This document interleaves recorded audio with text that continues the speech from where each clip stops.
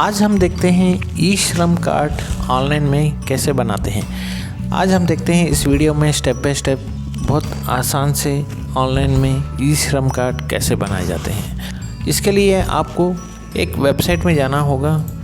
इस वेबसाइट का नाम है ishram.gov.in। ये आपका लिंक डिस्क्रिप्शन में मिल जाएगा। उसको डायरेक्टली आप क्लिक करेंगे तो आप इस विंडो में आप पहुंच जाएंगे। आप मोबाइल से ही आप ये रजिस्ट्रेशन कर सकते हैं और कंप्यूटर से भी कर सकते हैं। तो मोबाइल से करने के लिए बहुत आसान तरीका है। तो आप मोबाइल स्क्रीन जैसे ही मैं आपको दिखा देता हूं। चलिए हम लोग देखते हैं कि मोबाइल स्क्रीन में आपका रजिस्ट्रेशन कैसे करते हैं। इसके लिए आप ishram.gov.in लॉगिन करने के बाद आपको एक ऐसा विंडो खुल जाएगा आपके सामने में। देखिए डैशबोर्ड में ये दिखता है आपको। इसमें आप दो विकल्प है देख सकते हैं। आप रजिस्टर ऑन ई श्रम बोल के इसको आप क्लिक कर दीजिए। क्लिक करने के बाद आपको ये पोर्टल जस्ट नेक्स्ट विंडो आ जाएगा। इसमें आपको मैंडेटरी है आधार नंबर, आधार लिंक का मोबाइल नंबर और बैंक डिटेल्स, ये सब अपने पास रख लीजिएगा। आप इसके बाद आप अपना मोबाइल नंबर जो आधार कार्ड में लिंक है उस नंबर को आपको यहाँ डालना पड़ेगा। चलिए हम लोग डालते हैं एक नंबर को, जो आधार कार्ड से लिंक है। मैं अपना नंबर डाल रहा हूँ। इसके बाद अपना एक कैप्चा रहता है जो एज इट इज़ उसको डाल दीजिएगा। बस यहाँ एक ध्यान दीजिएगा, एम्प्लॉय प्रोविडेंट फंड में जो अप्लीकेबल है यस कर देंगे तो ये रजिस्टर नहीं होगा। इसको नो ही करिएगा। और ईएसआई का भी पोर्टल में इसमें नो ही करिएगा। जो इसमें अवेल करते हैं इसमें आपको नहीं मिलता है। चलिए वो एक OTP आता है, इसको OTP का हम लोग क्लिक कर देते हैं, सबमिट करिए। इसके बाद आपका आधार कार्ड नंबर डालना होगा। यहाँ आधार कार्ड एंटर कर दीजिए। आधार कार्ड जैसे एंटर करेंगे तो यहाँ 3 ऑप्शन दिख रहे हैं, फिंगरप्रिंट्स, आइरिस और OTP। तो OTP को सिलेक्शन कर लीजिएगा और कैप्चा डाल दीजिए जैसा आपको दिख रहा है वहाँ, वो सब कैप्चा एंट्री कर दीजिए। एंट्री करने के बाद आप आई एग्री के बटन में क्लिक करके आप सबमिट कर दीजिए। इसके बाद और एक OTP आपको आधार कार्ड से आएगा, उसको एंटर कर दीजिए और वैलिडेट कर दीजिए। इसको वैलिडेट जैसे ही करेंगे तो आपका आधार कार्ड का जितना इन्फॉर्मेशन है आपको यहाँ दिखने लगेगा। तो ये हम लोग को कुछ देखिए, ये जो हमको ऑप्शन दिख रहा है आधार कार्ड का, उसको एग्री कर दीजिए। देखिए ऊपर में एक ग्रीन बटन एक्टिवेट हो गया है। इसका मतलब है आपका पूरा डिटेल वहाँ एंटर हो गया है। चलिए आपका यहाँ इमरजेंसी कॉन्टैक्ट नंबर जो दूसरा नंबर है जो आपके अलावा वो डाल दीजिएगा और एक मेल ID डाल दीजिएगा जो भी है आपके पास। ये मेल ID एंटर करने के बाद आपका मैरिटल स्टेटस डाल दीजिएगा, मैरिड है अनमैरिड है जो भी है आप वहाँ आप डाल सकते हैं। इसके बाद आपका फादर नेम डाल दीजिए। इसके बाद आप कैटेगरी जिसमें आते हैं जनरल, SC ST जनरल जो भी है अपना डाल दीजिएगा। और यहाँ ध्यान दीजिएगा ब्लड ग्रुप जो भी है आपका उसको प्रॉपर तरीके से उसमें एंटर कर दीजिए।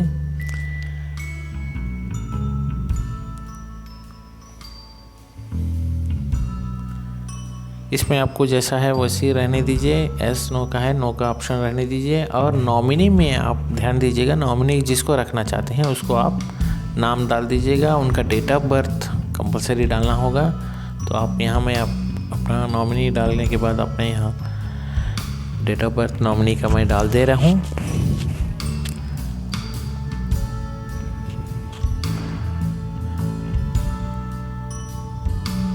चलिए मैं डेट ऑफ बर्थ नॉमिनी का डाल दिया हूँ। और मेल है फीमेल है और क्या रिलेशनशिप है ये आपको बहुत डालना जरूर मैंडेटरी है आपको। चलिए ये सब फिल कर लिए हम लोग। इसके बाद आप सबमिट कर देंगे। सबमिट करने के बाद दूसरा ऑप्शन भी आपका ग्रीन में आ गया है। अब तीसरा ऑप्शन में देखते हैं कि हम लोग एड्रेस क्या रहेगा, ये सब चीज़ें हम लोग को डालना होगा। जो आप आधार कार्ड में जो भी एड्रेस आपको है उसी को आप प्रॉपर तरीक़े से आप यहाँ डाल दीजिएगा। लोकेलिटी, स्टेट, डिस्ट्रिक्ट जो आपको आधार कार्ड में दिखाई दे रहा है वो सब आप एज इट इज़ आप डाल सकते हैं। चलिए इस सिटी में आपका अब जो भी है आप सिटी में आप डाल सकते हैं। पिन कोड मस्ट है, पिन कोड डाल दीजिए।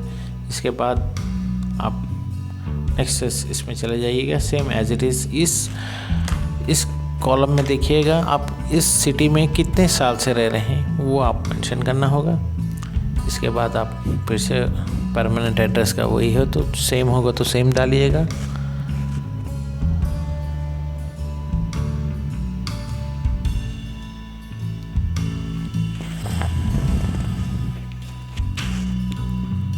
चलिए इसको सबमिट करते हैं हम लोग।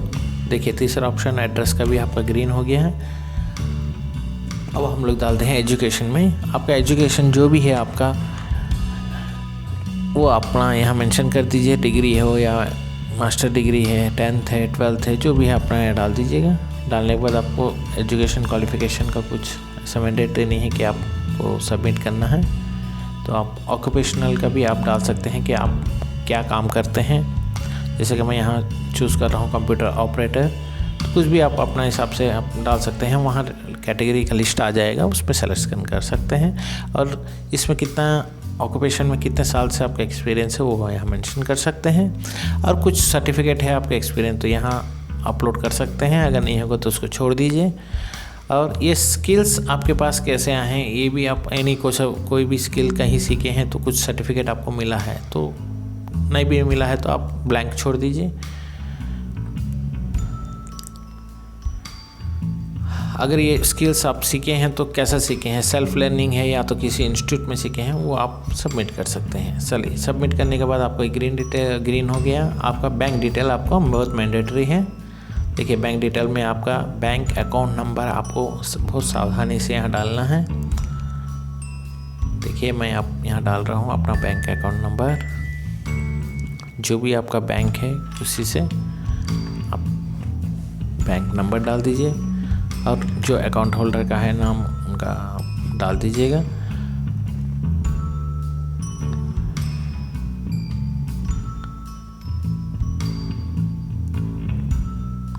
जो IFSC कोड एक बहुत मैंडेटरी होता है उसको भी आप डाल दीजिएगा। आपका चेकबुक में आपको लिखा दिएगा तो यहाँ सबमिट करेंगे तो आपको यहाँ ये भी राइट ये आप एक बार रिव्यू कर लीजिए, सब डिटेल ठीक है। यहाँ एग्री कर लीजिएगा, यहाँ आई अंडरस्टैंड का क्लिक करिए। इसके बाद सबमिट करिए। जैसे ही आप सबमिट करेंगे तो आपको ई श्रम कार्ड का कॉपी आपको यहाँ दिखने लगेगा। इसको आप बाकायदा डाउनलोड कर सकते हैं। इसको डाउनलोड बटन पर क्लिक करिए। जैसे ही डाउनलोड कर लेंगे तो आपका PDF फॉर्मेट में आपका डाउनलोड हो ही जाता है। चलिए PDF फॉर्मेट को खोल के भी दिखा देता हूँ। देखिए ये मेरा PDF फॉर्मेट में आपका मेरा ई श्रम कार्ड का बन के आप मेरे पास तैयार है। सो दोस्तों बहुत इजी तरीके से आप ई श्रम कार्ड बना सकते हैं और इसका लिंक किस में जाना है मैं आपको लिंक डिस्क्रिप्शन में दे दूँगा। अब बहुत आसान तरीके से आप बना सकते हैं। इस वीडियो में बने रहने के लिए थैंक यू।